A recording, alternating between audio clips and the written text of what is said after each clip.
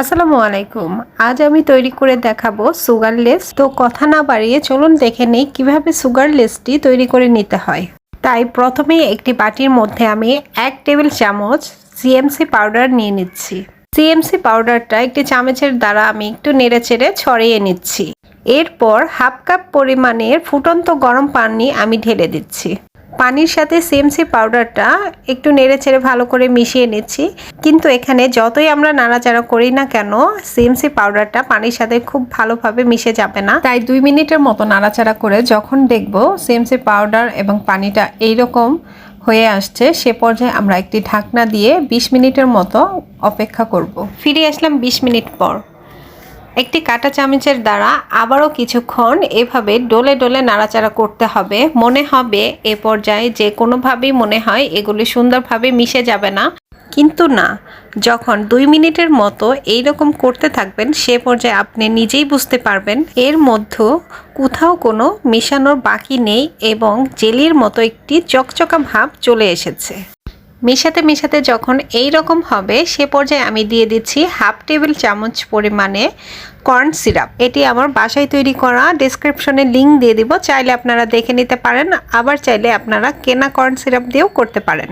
আবারও একটু কাঁটা চামচ দিয়ে আমি নেড়ে চেড়ে কর্ন সিরাপের সাথে ভালো করে মিশিয়ে নিচ্ছি। 4 টেবিল চামচ দিয়ে দিচ্ছি কর্নফ্লাওয়ার আর দিয়ে দিচ্ছি 2 টেবিল চামচ আইসিং সুগার, অর্থাৎ যতটুকু কর্নফ্লাওয়ার লাগবে তার অর্ধেক পরিমাণে আইসিং সুগার লাগবে। আইসিং সুগারটি আমি বাসায় তৈরি করে নিয়েছি। হাফ কাপ চিনির মধ্যে হাফ চা চামচ কর্নফ্লাওয়ার দিয়ে এরপর ব্লেন্ড করে ছেঁকে এরপরে ইউজ করছি। এখন কাঁটা চামচ দিয়ে আমি এটিকে ডলে ডলে সুন্দরভাবে মিশিয়ে নিব। এ পর্যায়েও মনে হয় এর মধ্যে পানি লাগবে বা সুন্দরভাবে মিশবে না, কিন্তু এইভাবে কাঁটা চামচ দিয়ে মেশাতে মেশাতে একসময় দেখবেন সব কিছু সুন্দরভাবে মিশে গিয়েছে, মিশে একটি ডোতে পরিণত হয়ে গিয়েছে। দেখুন সুন্দরভাবে মেশানো হয়ে গিয়েছে, কিন্তু এটি একটু আঠালো টাইপের হবে, একেবারে ময়দার ডোর মতো হবে না।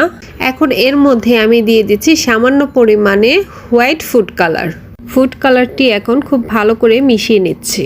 আর হ্যাঁ, আমার রেসিপি যদি ভালো লাগে, এইরকম নতুন নতুন রেসিপি পেতে অবশ্যই আমার চ্যানেলটিকে সাবস্ক্রাইব করে আমার সাথেই থাকুন। তো দেখুন ফুড কালারটি সুন্দরভাবে মিশে গিয়েছে। এখন আমি আপনাদেরকে লেস তৈরি করে দেখাবো। এখানে আমি একটি সিলিকনের মল্ড নিয়েছি। এটি যে কোনো বেকিং আইটেমের মধ্যে আপনারা পেয়ে যাবেন অথবা অনলাইন শপেও আপনারা পেয়ে যাবেন। এখন একটি নাইফের দ্বারা আমি সামান্য পরিমাণে ডো নিয়ে এই সিলিকনের মল্ডের মধ্যে খুব ভালো করে লাগিয়ে নিচ্ছি। খেয়াল রাখতে হবে কোথাও যেন বাকি না থাকে, তাহলে লেসটি মল্ড আউট করার সময় সুন্দরভাবে উঠবে না, সেক্ষেত্রে লেসটি ছিঁড়ে যাবে। তো আমার ডোটা সুন্দরভাবে দেওয়া হয়ে গিয়েছে। এখন আমি একটি স্ক্র্যাপার দিয়ে এক সাইড থেকে আরেক সাইডে টেনে নিচ্ছি যাতে বাড়তি ডোগুলো চলে আসে।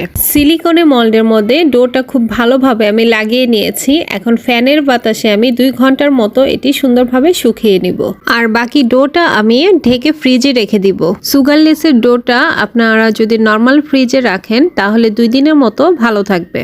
সুগারলেসটি ওভেনে কিভাবে তৈরি করতে হয় সেটিও আমি দেখিয়ে দিব। দেখুন সুগারলেসটা আমার সুন্দরভাবে ড্রাই হয়ে গিয়েছে, হাতের মধ্যে কোনো লেগে আসছে না। এতে বুঝে নিতে হবে আমার সুগারলেসটি সুন্দরভাবে সেট হয়ে গিয়েছে। এখন একটি সাইড থেকে লেসটি আমি এভাবে ছাড়িয়ে নিচ্ছি। কোনোভাবে তাড়াহুড়া করা যাবে না, তাহলে লেসটি ছিঁড়ে যাবে। লেসটি কতটা সুন্দর হয়েছে, হাতের মুঠি করলেও সুন্দরভাবে মুঠি হয়ে যাচ্ছে। এখন অন্য একটি বাটির মধ্যে সামান্য পরিমাণে রেড ফুড কালার নিয়ে আমি ডোটার সাথে ভালো করে মিক্সড করে নিচ্ছি। একইভাবে এই সিলিকনের মল্ডের মধ্যেও আমি এই ডোটা লাগিয়ে নিয়েছি। এখন এটিকে আমি ওভেনে ড্রাই করে নিব। লেসটি ওভেনে হতে আমার সময় লেগেছে 1 মিনিট 20 সেকেন্ড। একই প্রসেসে এই লেসটিকেও আমি মল্ড আউট করে নিচ্ছি। তো এভাবে আপনাদের ইচ্ছে মতো কালার দিয়ে এভাবে আপনারা সুগার লেস তৈরি করে নিতে পারেন। তবে আমার কাছে সুগার লেসের চেয়ে চকলেট লেসটা বেশি ভালো লাগে। খুব শীঘ্রই আমি চকলেট লেসের রেসিপিটাও আপনাদের কাছে শেয়ার করব। সুগার লেসটি আপনারা কোনোভাবে ফ্রিজে সংরক্ষণ করতে যাবেন না, এটি নর্মাল টেম্পারেচারেই 2 মাসের মতো ভালো থাকবে। ভিডিওতে অবশ্যই দেখতে পাচ্ছেন আমি কিভাবে লেসটি সংরক্ষণ করছি। একটি বেকিং পেপারে নিয়ে একটির উপরে একটি না রেখে এভাবে কাগজটি ভাঁজ করে এরপরে আমি রেখে দিচ্ছি। তো সবাই ভালো থাকবেন আর আমাদের জন্য দোয়া করবেন। আল্লাহ হাফেজ।